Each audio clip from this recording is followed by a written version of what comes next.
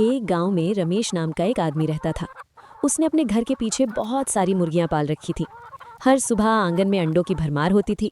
रमेश खुश रहता क्योंकि उन्हीं अंडों से उसका घर चलता था। सब मुर्गियां रोज अंडे देती थीं, लेकिन उन सब में एक मुर्गी थी, सफेद पंखों वाली, शांत और सीधी। वो कभी शोर नहीं करती थी, बस चुपचाप कोने में बैठी रहती। एक दिन ऐसा हुआ कि उस सफेद मुर्गी ने अंडा नहीं दिया। रमेश ने देखा, गिनती की, एक अंडा कम था। उसका गुस्सा फूट पड़ा। उसने सोचा, जो मुर्गी अंडा नहीं दे रही वो मेरे किसी काम की नहीं। रमेश ने उस मुर्गी को पकड़ लिया। वो डर से कांप रही थी।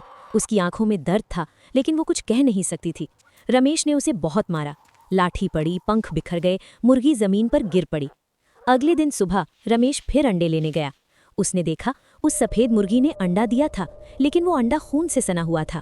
पास जाकर देखा तो मुर्गी सांसें गिन रही थी। उसका शरीर कांप रहा था।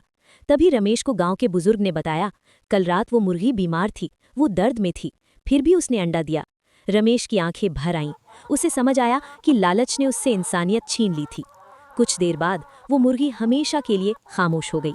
रमेश उस अंडे को हाथ में लेकर रोने लगा। उस दिन के बाद उसने मुर्गियां पालना छोड़ दिया, क्योंकि उसे समझ आ गया था, जो बोल नहीं सकता उसका दर्द सबसे ज्यादा होता है। एक प्यारी मुर्गी के लिए एक लाइक तो बनता है।